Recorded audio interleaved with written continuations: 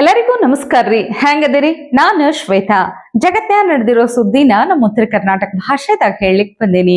ಮಸ್ತ್ ಚಾ ಕುಡ್ಕೋತ ಖಡಕ್ ಮಿರ್ಚಿ ಮಂಡಕ್ಕಿ ನೋಡ್ರಿ. ಖರೆ ಹೇಳ್ತೀನ್ರಪ್ಪ, ಅದ್ ಏನು ಪುಣ್ಯ ಮಾಡಿದ್ವೋ ಏನು. ಈ ಟೈಮ್ನಾಗ ಇಂಥ ಒಳ್ಳೆ ದಿನಗಳದ್ರಾಗ ನಾವು ನೀವು ಅದೀವಲ್ಲ, ಖರೆ ಅದ್ ಏನು ಪುಣ್ಯ ಮಾಡಿದ್ವೋ ಏನು. ನೋಡ್ರಿ, ಬೇಕಾದ್ರ ಒಂದಲ್ಲ ಎರಡಲ್ಲ 10 ಅಲ್ಲ 20 ಅಲ್ಲ 500 ವರ್ಷಗಳ ಕಾಲ ಕಾದಿದ್ದಂಥ ಸುವರ್ಣ ಘಳಿಗೆ ಬಂದೇ ಬಿಡ್ತು. ಅಂತೂ ಅಯೋಧ್ಯೆಯ ರಾಮ ಮಂದಿರ ಸಂಪೂರ್ಣವಾಗಿ ನಿರ್ಮಾಣ ಆಯಿತು.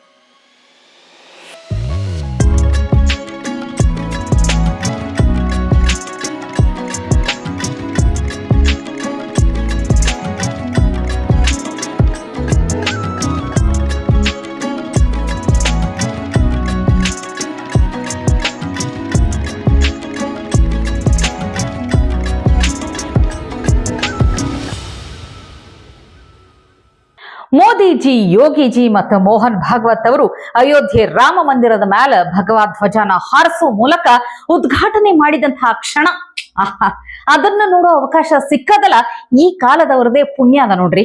ನೀವೇನೇ ಹೇಳ್ರಿ, ಒಂದು ದೇಶದ ಸಂಸ್ಕೃತಿಯನ್ನ ಉಳಿಸ್ಲಿಕ್ಕೆ ಆ ದೇಶವನ್ನ ಗೌರವಿಸುವಂತಹ ಪಕ್ಷ ಆಗ್ಲಿ ಮತ್ತದರ ನಾಯಕನೇ ಆಡಳಿತದಾಗ ಇರಬೇಕು ಅನ್ನೋದು ಖರೆ ಅದ ನೋಡ್ರಿ. ಈ ಮೂವರು ಒಟ್ಟಾಗಿ ಶ್ರೀರಾಮನಿಗೆ ಆರತಿ ಬೆಳಗಿ ಮಂದಿರದ ಮ್ಯಾಲ ಭಗವಾ ಧ್ವಜ ಹರಸದನ್ನ ನೋಡಿ ಅದ್ ಎಷ್ಟು ಮಂದಿ ಓರ್ಕೊಂಡ್ರೋ ಏನು. ಆದ್ರೂ ಮೋದಿಜಿ ನೀವಂತೂ ಗ್ರೇಟ್ ಬಿಡ್ರಪ್ಪ. ಈ ವಯಸ್ಸಿನಾಗೂ ಅವರ ಕಮಿಟ್ಮೆಂಟ್ಗಳು, ಅವರ ಕೆಲಸ ನೋಡಿದ್ರೆ ಗಾಬರಿ ಆಗ್ತದ. ಯುವಕರು ಸಹಿತ ಅವರನ್ನ ನೋಡಿ ನಾಚ್ಬೇಕಂತ ಅನಿಸ್ತದ ನನಗ. ನೀವೇ ಲೆಕ್ಕ ಹಾಕ್ರಿ, ದಕ್ಷಿಣ ಆಫ್ರಿಕಾದಾಗ G20 ಸಭೆ ಮುಗಿಸಿ 10 ತಾಸುಗಳ ತನಕ ವಿಮಾನದಾಗ ಪ್ರಯಾಣ ಮಾಡ್ಕೊಂಡು ಮುಂಜಾನೆ 7 ಗಂಟೆ ಸುಮಾರಿಗೆ ದೆಹಲಿಗೆ ಬಂದಿರ್ತಾರ. ಮತ್ ಅದಾಗಿ ಒಂದು 3 ತಾಸು ಕಳೆಯೋ ಹೊತ್ತಿಗೆ ಅಂದ್ರ 9:45 9:10 ಮೋದಿಜಿ ರಾಷ್ಟ್ರಪತಿ ಭವನದಾಗ ಮುಖ್ಯ ನ್ಯಾಯಮೂರ್ತಿಗಳ ಪ್ರಮಾಣ ವಚನ ಕಾರ್ಯಕ್ರಮಕ್ಕೆ ಬರ್ತಾರ ನೋಡ್ರಿ.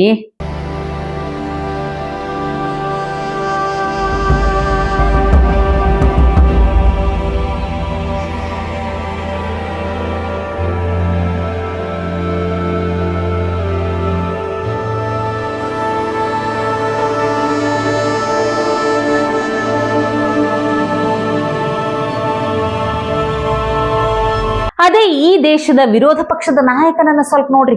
ಚಿರ ಯುವಕ ರಾಹುಲ್ ಗಾಂಧಿ ಅವರಿಗೆ ಜಸ್ಟ್ ರಾಷ್ಟ್ರಪತಿ ಭವನಕ್ಕೆ ಬರುವುದೇ ದೊಡ್ಡ ಕಷ್ಟ ಆಗ್ಬಿಟ್ಟದ. ಈಗ ಯೋಚನೆ ಮಾಡ್ರಿ, ಯಾಕೆ ಈ ಮನುಷ್ಯನ ಕೈಯಾಗ ದೇಶ ಕೊಟ್ಟಿಲ್ಲ ಮಂದಿ ಅಂತ ಹೇಳಿ. ಇನ್ನ ಇದನ್ನ ಬಿಟ್ರ ದೇಶದಾಗ ಸುದ್ದಿ ಆಗ್ಲಿಕತ್ತಿರೋ ವಿಷಯ ಅಂತಂದ್ರ ದೆಹಲಿ ಪೊಲ್ಯೂಷನ್ ಬಗ್ಗೆ ಪ್ರೊಟೆಸ್ಟ್. ಈ ಪ್ರೊಟೆಸ್ಟ್ ಹೆಂಗಾಯ್ತು ಅಂತ ಹೇಳೋದಕ್ಕಿಂತ ಮೊದಲ ಒಂದು ಪೋಸ್ಟ್ ಐತ್ರಪ್ಪ, ನೋಡ್ಬೇಕು ನೀವ್ ಅದನ್ನ. ಜರ್ಮನ್ ಕಾಕ್ರೋಚ್ ಈ ಬಗ್ಗೆ ಒಂದು ಟ್ವೀಟ್ ಮಾಡ್ತಾನ. ಅದೇ ಮೋದಿಜಿ ವಿರೋಧಿ ಧ್ರುವ್ ರಾಠಿ. ಅವ ಏನ್ ಹೇಳ್ತಾನ ಗೊತ್ತಾ, ಇದು ಪೊಲ್ಯೂಷನ್ ಸಲುವಾಗಿ ನಡೆದ ಪ್ರೊಟೆಸ್ಟ್, ಆದ್ರ ಮೋದಿ ಸರ್ಕಾರ ಅವ್ರನ್ನ ಹೆಂಗ್ ಟ್ರೀಟ್ ಮಾಡ್ಲಿಕ್ಕತ್ತದ ನೋಡ್ರಿ ಅಂತ ಹೇಳಿ ಈ ಫೋಟೋನ ಹಾಕೊಂಡಿದ್ದ ಮಾರಾಯ. ಪಾಪ ಈ ಕಾಕ್ರೋಚ್ ತಾನ್ ನೋಡಿದ್ದೇ ಖರೆ ಅಂತ ತಿಳ್ಕೊಂಡ್ ಬಿಟ್ಟೈತಿ. ಆದ್ರ ಅಲ್ಲಿ ಅಸಲಿ ಕಥೆನೇ ಬ್ಯಾರೆ ಐತಿ ನೋಡ್ರಿ. ಹೇಳ್ತೀನಿ ಕೇಳ್ರಿ. ಇದು ಆಕ್ಚುಲಿ ಹೇಳಬೇಕು ಅಂತಂದ್ರ ಮಾಲಿನ್ಯಕ್ಕಾಗಿ ಆದ ಪ್ರತಿಭಟನೆ ಅಲ್ಲವೇ ಅಲ್ಲ. ಅಷ್ಟೆಲ್ಲಾ ಕಾಳಜಿ ಇರೋ ಇವ್ರುಗಳು ಪಾಪ ಸಾವು ಬದುಕಿನ ನಡುವ ಹೋರಾಡ್ಕೊಂತ ಆಂಬ್ಯುಲೆನ್ಸ್ನಾಗ ಓಡಾಡ್ಕೊಂತಿರೋ ರೋಗಿಗಳನ್ನ ಹಿಂಗ ತಡಿತಿರ್ಲಿಲ್ಲ ನೋಡ್ರಿ. ಪೊಲೀಸರ ಕಣ್ಣಿಗೆ ಖಾರದ ಪುಡಿ ಒಗದು ಆರೆ ಮೇಲೆ ದವಾಖಾನ್ಯಾಗ ಕಣ್ಣಿಲ್ಲಾರ್ದೆ ಮಲಗೋ ಹಂಗ ಮಾಡಿದ್ರಲ್ಲ, ಇವರೆಲ್ಲ ಅಮಾಯಕರ. ದೆಹಲಿ ಪೊಲ್ಯೂಷನ್ ಸಲುವಾಗಿ ಪ್ರತಿಭಟನೆ ಅಂತ ಹೇಳ್ತಾರ, ಆದ್ರ ಅಲ್ಲಿ ಘೋಷಣೆ ಮಾತ್ರ ಏನ್ ಗೊತ್ತಾ? ಮೊನ್ನೆ ಎನ್ಕೌಂಟರ್ ಆಗಿ ಸತ್ ಹೋದಂತ ಮಾಧವಿ ಹಿದ್ಮಾ ಪರವಾಗಿ. ಅಲ್ಲ, ಇವ ಯಾರೋ ದೊಡ್ಡ ಸ್ವಾತಂತ್ರ್ಯ ಹೋರಾಟಗಾರ ಅಂತ ತಿಳ್ಕೊಂಡ್ರೆ ಹೆಂಗ ಅಂತೀನಿ. 200 ಮಂದಿ ಸೈನಿಕರ ಜೀವ ತೆಗೆದವಿವ, 70 ಮಂದಿ ಅಮಾಯಕ ನಾಗರಿಕರನ್ನ ಕೊಂದವಿವ. ಇಂಥವ ಅಮರ್ರಹೆ ಅಂತ ಹೇಳ್ತಾರ, ಮನ್ಯಾಗ ಹುಟ್ಟಬೇಕಂತ ಒದರ್ತಾರ. ನೋಡ್ರಿ, ಇಂಥವರಿಂದೇ ಈ ದೇಶ ಹಿಂಗಾಗಿರೋದು ನೋಡ್ರಪ್ಪ. ಇನ್ನ ಒಂದು ದೊಡ್ಡ ಸುದ್ದಿ ಏನಂದ್ರ, ಅದು ನಮ್ಮ ರಾಜ್ಯದ ಸಿಎಂ ಕುರ್ಚಿ ಗದ್ಲ. ಇನ್ನೂ ಈ ಕತಿ ಕ್ಲೈಮ್ಯಾಕ್ಸಿಗೆ ಬರಾಕತ್ತಿಲ್ ಬಿಡ್ರಿ. ಆದ್ರ ಒಂದಾದ್ಮೇಲೊಂದು ಟ್ವಿಸ್ಟ್ಗಳಂತೂ ಭಾರಿ ಸಿಗ್ಲಿಕ್ಕತ್ತಾವ. ಮೊನ್ನೆ ತನಕ ನಾನೇ ಸಿಎಂ ಅಂತಿದ್ರು ಸಿದ್ದರಾಮಯ್ಯನವರು. 2 ದಿನದಾಗ ನೋಡಿದ್ರ ಹೈಕಮಾಂಡ್ ಏನ್ ಹೇಳ್ತಾರೋ ಹಂಗೆ ಅಂತ ಅಲ್ಲಿಗತ್ತಾರ. ಆಯ್ತು ಸರಿ ಬಿಡ್ರಪ್ಪ ಅಂತ ಹೇಳಿ ಖರ್ಗೆ ಸಾಹೇಬ್ರ ಬಳಿ ಕೇಳಿದ್ರ ಹೈಕಮಾಂಡ್ ನಿರ್ಧಾರ ಮಾಡ್ತಾರ ಅಂತಾರ. ನನಗೆ ಇನ್ನೂ ಕಾಂಗ್ರೆಸ್ಸಿನ ಲಾಜಿಕ್ ಅರ್ಥನೇ ಆಗಕತ್ತಿಲ್ಲ. ಹೈಕಮಾಂಡ್ ಅನ್ನೋದು ಗಾಂಧಿ ಕುಟುಂಬನೇ ಅಂತ ಆದ್ರ ಪ್ರಿಯಾಂಕ ಖರ್ಗೆ ಅವ್ರಿ ಎಲ್ಲಿದ್ದೀರಿ? ನಿಮ್ಮಪ್ಪ ಯಾಕ ರಾಷ್ಟ್ರಾಧ್ಯಕ್ಷರಾಗಿ ಕುಂದಿರ್ಬೇಕಲ್ಲಿ ಸುಮ್ನೆ? ಒಂದ್ಸಲ ನೀವೇ ವಿಚಾರ ಮಾಡ್ರಿ, ಚಲೋ ಕಾಣತದೇನ್ ಹೇಳ್ರಿ. ಈಗ ನೋಡಿದ್ರ DKಶಿ ಅವರು ಏನ್ ಮಾಡ್ಬೇಕಂತ ಗೊತ್ತಾಗ್ಲಾರ್ದೆ ತಲೆ ಬಿಸಿಯಾಗಿ ಕುಂತು ಬಿಟ್ಟಾರ. ಇವತ್ತ ಸಾಧು ಸಂತರ ಬೇರೆ DKಶಿ ಮನಿಗ್ ಬಂದಾರಂತ. ಕಾಶಿಯಿಂದ ಬಂದಿದ್ರಂತ.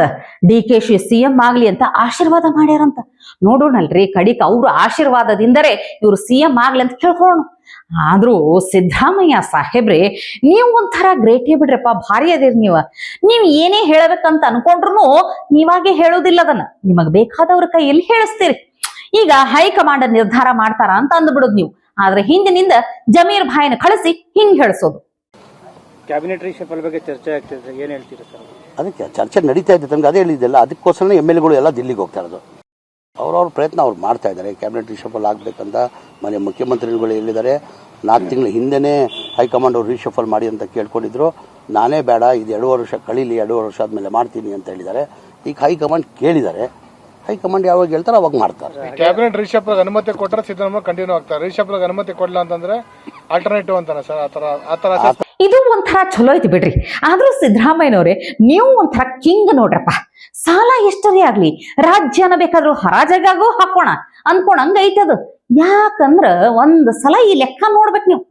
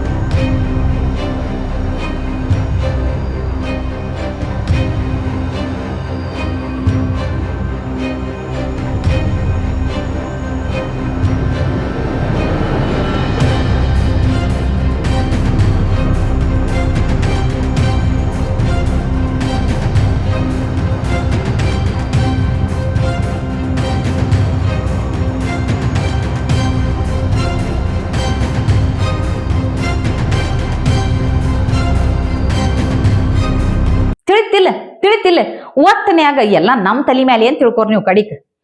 ಇವತ್ತಿಗೆ ಸುದ್ದಿ ಸಾಕಲ್ಲ, ನಾಳೆ ಇಂಥವೇ ಮತ್ತೊಂದಷ್ಟು ಸುದ್ದಿ ತರ್ತೀನಿ. ಚಹಾ ಇಟ್ಕೊಂಡು ಮಿರ್ಚಿ ಮಂಡಕ್ಕಿ ನೋಡ್ಲಿಕ್ಕೆ ಕಾಯ್ಕೊಂಡಿರ್ರಿ. ಟಿವಿ ವಿಕ್ರಮ, ದೇಶ ನಿಮ್ಮ ಕೈಯಲ್ಲಿ. ಈ ಕಾರ್ಯಕ್ರಮ ನಿಮಗೆ ಇಷ್ಟ ಆಗಿದ್ದಲ್ಲಿ ಲೈಕ್, ಶೇರ್ ಹಾಗೂ ಕಮೆಂಟ್ ಮಾಡಿ.